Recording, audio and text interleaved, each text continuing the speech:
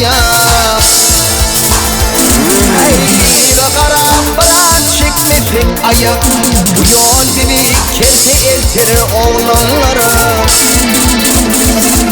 Ey Türkmen edevinedir karder tayak, namus yaşayarka enti oğlanlara. Ey dostum dostum görsesinin gezin yer, arkadaşı bilir kursu başım yer. Ey paykas bilin akıl yitirin dünya, baştan kımmet derken tepe oğlanları. Ey paykas bilin akıl yitirin dünya, baştan kımmet derken tepe oğlanları.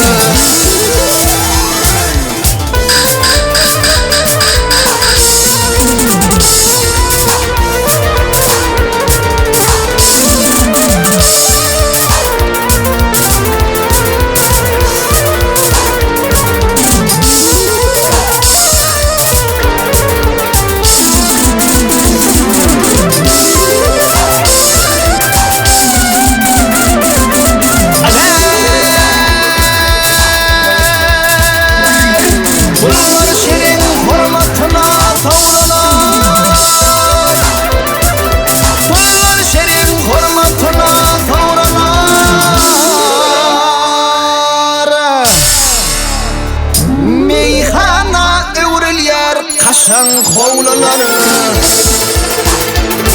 ey barka kemer bar yar mursu tuğluları, neçelifin ön yer tinti oğlanları.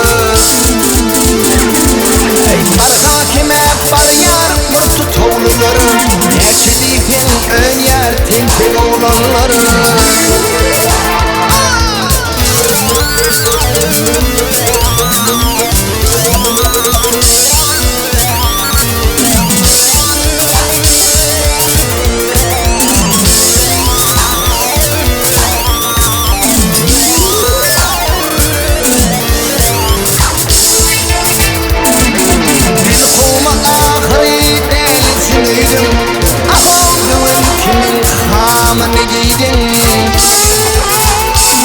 Ey oğlamağa mahsus dinleyiciydin, canlı tene değildir gerçek oğlanları. Ey oğlamağa mahsus dinleyiciydin, canlı tene değildir gerçek oğlanları.